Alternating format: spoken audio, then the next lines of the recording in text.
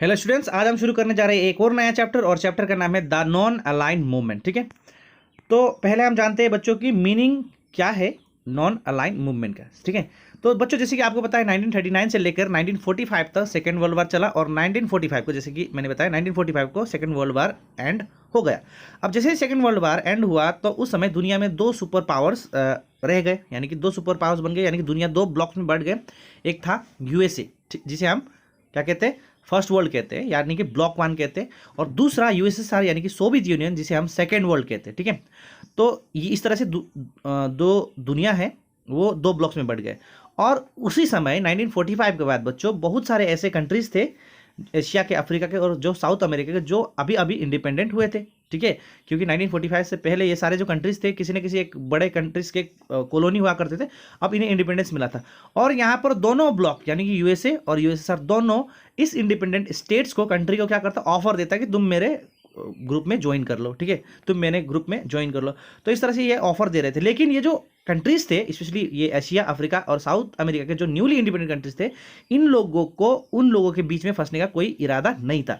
ये इतने मुश्किल से इन्हें जो आज़ादी मिली थी, इंडिपेंडेंट मिली थी, फिर ये किसी सुपर पावर के पीछे जाकर अपना आज़ादी को खोने के लिए मतलब ये रेडी नहीं थे। ठीक है, सो इसी के चलते इन लोगों ने एक ग्रुप बनाया, एक हम कह सकते हैं एक यूनियन बनाया। ठीक है, कंट्रीज का यूनियन, जिसे हम कहते हैं नॉन अलाइंड मूवमेंट, NAM नाम। ठीक है, so non aligned movement is that movement of newly independent countries और थर्ड वर्ल्ड, अब हम इसे थर्ड वर्ल्ड भी कहते हैं। ठीक है, third world countries which aim to maintaining their independent status on international issues, यानी कि अपना जो इंडिपेंडेंट स्टेटस है वो ये खोना नहीं चाहते, अपना इंडिपेंडेंट स्टेटस को वो क्या करना चाहता है, वो मेंटेन करके रखना चाहता है, किसी सुपर पावर के पीछे लग के अपना जो आज़ादी है वो ये खोना नहीं चाहता है। तो इस तरह से इन लोगों ने ये क्या किया, एक नॉन अलाइंड मूवमेंट, एक यूनियन ग्रुप बनाया।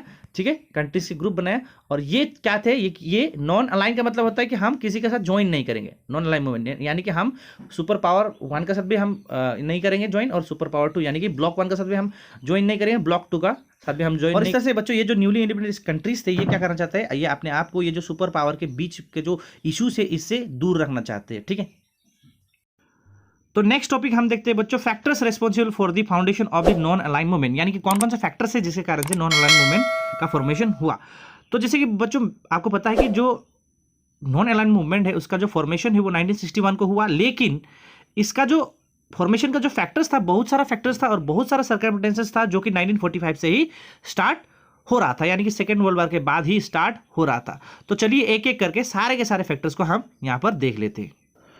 सो बच्चों जो पहला जो फैक्टर था वो था द एशियन रिलेशंस कॉन्फ्रेंस मार्च 1947, यानी कि एशिया के देशों का जो कॉन्फ्रेंस हुआ जिसका नाम है द एशियन रिलेशन कॉन्फ्रेंस, ये हुआ था आपका मार्च 1947 में, और ये हुआ था न्यू दिल्ली में, यानी कि भारत में हुआ था। ठीक है, तो इस कॉन्फ्रेंस का तो मेन पर्पस ये था कि ये जो एशियन कंट्रीज थे ये क्या कहना चाहते थे, ये दुनिया को ये दिखाना चाहते थे, स्पेशली जो इम्पीरियलिस्ट पावर थे, वो कंट्रीज जो दूसरे देशों को गुलाम बनाते थे, इस कंट्रीज को ये बताना चाहते कि अब हम आपके हाथ के मोहरा नहीं बनेंगे। ठीक है, अब हम आपके चाल में नहीं फंसेंगे और हम इंडिपेंडेंटली फंक्शन करेंगे, हम किसी के दबाव में काम नहीं करेंगे, और हम स्पेशली पीस को, शांति बनाए रखने के लिए हम क्या करेंगे, हम काम करेंगे, और हम किसी भी सुपर पावर्स के यानी कि जो इम्पीरियलिस्ट पावर है इनके अंदर हम नहीं आए।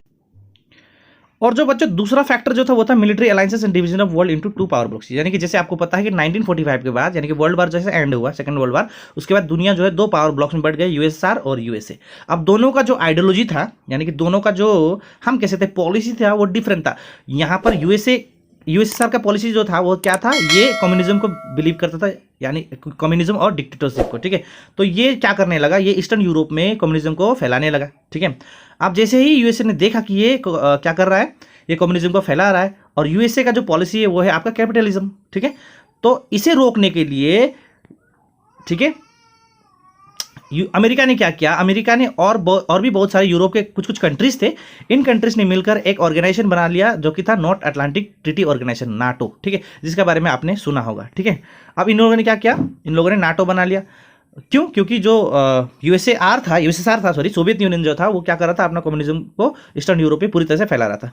और जैसे ही इन लोगों ने यहाँ पर नाटो एक ऑर्गेनाइजेशन बनाया, तो उधर यूएसएसआर ने भी एक फाउंडेशन बैठा लिया बहुत सारे ईस्ट यूरोपियन कंट्रीज के साथ। इन लोगों ने भी एक ट्रीटी बना लिया जिसका नाम है वार्सा पैक्ट। इन लोगों ने भी एक इस तरह से ट्रीटी बना लिया। तो अब क्या हो गया, इस तरह से जो दुनिया के देश जो है फिर से क्या हो गए, दो ब्लॉक्स में बढ़ गए। एक यूएसए जिसे हम ब्लॉक 1 कहते हैं और दूसरा यूएसएसआर जिसे हम ब्लॉक 2 कहते हैं, ठीक है।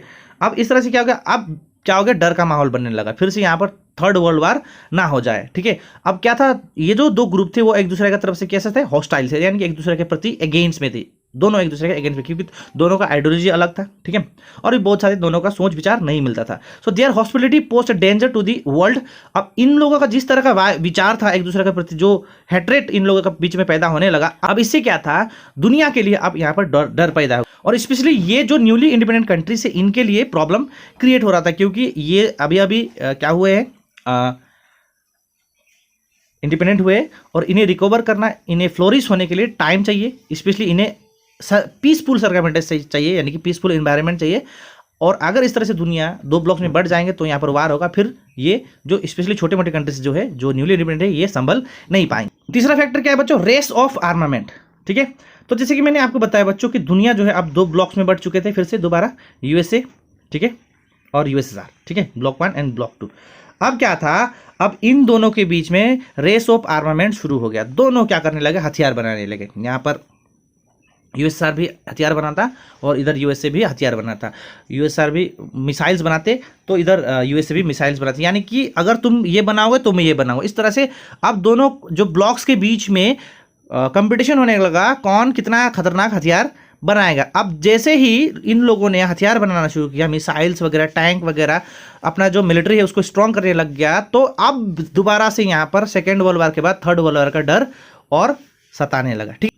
और बच्चों ये जो स्पेशली जो न्यूली इंडिपेंडेंट कंट्री से इनके लिए ये जो है ये बहुत ही खराब है, क्योंकि इनका जो इकोनॉमी है अब रूइंड हो चुका है, इनका जो आर्थिक जो कंडीशन है, इकोनॉमिक कंडीशन वो सही नहीं है अभी, और इनका जो मिलिट्री भी अब स्ट्रॉन्ग नहीं है, क्योंकि ये अभी इंडिपेंडेंट हुए। तो इस तरह से जो न्यूली इंडिपेंडेंट स्टेट्स है, कंट्री है, अगर थर्ड वर्ल्ड हो जाता है इनके लिए तो बहुत ही बुरा होने का चांसेस है, ठीक है। So race for armament from the both side, okay, that was also one factor for the formation of non-alignment movement. Factor number 4, search for respectable place by the new independent countries of Asia, Africa and South America. तो बच्चे यहाँ पर irony तो देखो, irony क्या है कि जैसे ही ये जो छोटे मोटे कंट्रीज थे एशिया के, अफ्रीका के और साउथ अमेरिका के, जैसे ही ये इंडिपेंडेंट हो गए वैसे ही फिर से दुनिया दो ब्लॉक्स में बढ़ गए, फिर रेस ऑफ आर्मामेंट शुरू हुआ। अब यहाँ पे ये लोगों को एक इस सर्कमस्टेंसेस में, यानी ऐसा कंडीशंस में जहाँ की दोबारा वार होने का जो चांसेस बन रहा है, इस समय इन लोगों को अपना जो फ्यूचर पॉलिसीज थे और जो स्ट्रेटेजीज थे ये जल्दी से जल्दी इन्हें प्लान आउट करने थे, और ऐसे में ये इतना आसान नहीं होता। तो ऐसे कंडीशन में क्या था, इन लोगों को सबसे सख्त ये जरूरत था कि ये क्या बनाए, एक इंस्टीट्यूशन बनाए, एक ग्रुप बनाए वो सारे कंट्रीज के जो कि रिसेंटली इंडिपेंडेंट हुए हैं, और क्या करे, ये जो अपना सेपरेट आइडेंटिटी है उसे बचा कर रखे, एक दूसरा का मदद करे, ठीक है, पीस मेंटेन करे दुनिया का, और एक दूसरा का इकोनॉमिक डेवलपमेंट के लिए हेल्प करे। उसके अलावा ऐसे जो कंट्रीज जो अभी भी किसी दूसरे बड़े कंट्रीज के गुलाम हैं, इन लोगों को उनके जो गुलामी से बाहर आने के लिए, यानी कि उन्हें इंडिपेंडेंट होने में हम क्या करें, हेल्प करें। एक और factor, struggle against the imperialism and new colonialism. So जैसे कि बच्चों ये जो न्यूली इंडिपेंडेंट स्टेट है अभी आज़ाद हुए हैं, ठीक है। अब ये क्या करना चाहते हैं, ये चाहते हैं कि उनका जो अभी फ्रीडम जो है वो एंजॉय करना चाहते हैं, ठीक है, एंजॉय करना चाहते हैं, यानी कि ये अपना फ्रीडम को खोना नहीं चाहते किसी बिगर नेशंस के प्रेशर में आकर। तो अगर ये किसी भी ग्रुप को ज्वाइन कर लेते हैं, ब्लॉक 1 ब्लॉक 2 दोनों में से किसी भी ग्रुप को ज्वाइन कर लेते हैं, फिर ये क्या होगा, ये अपना जो सॉवरेनिटी है, ठीक है, यानी कि अपना जो फ्रीडम है ये खो देंगे। अब ऐसे केस में क्या होगा, फिर इन्हें कोई इन दो में से किसी एक बड़ा देश का गुलाम बन के रह जाना पड़ेगा। तो ऐसे में इन लोगों ने क्या सोचा कि नहीं, हम रिसेंटली अभी हम आज़ाद हुए हैं, तो हम किसी भी कंट्रीज को नहीं ज्वाइन करेंगे और हम फ्रीडम को हम एंजॉय करेंगे, ठीक है, हम किसी भी बड़े कंट्रीज के प्रेशर में हम नहीं आएंगे। तो एक फैक्टर ये भी था, ठीक है। छठा फैक्टर है जो कि formation of a collective force, ठीक है, तो इसको आप देख लें, वैसे भी आपको 3 या फिर 4 अगर आप फैक्टर्स याद कर लोगे काफ़ी है, ठीक है। तो इस वीडियो में इतना ही, अगले वीडियो में हम बात करेंगे formation and chief architect of the नाम, यानी कि नाम का फॉर्मेशन कैसे हुआ और इसका जो आर्किटेक्ट था कौन कौन थे, यानी कि कौन कौन मेन लीडर्स है जिन्होंने इस नाम जो नॉन अलाइनमेंट मूवमेंट है उसे बनाया। तो मिलते हैं उस वीडियो में, तब तक के लिए बाय बाय।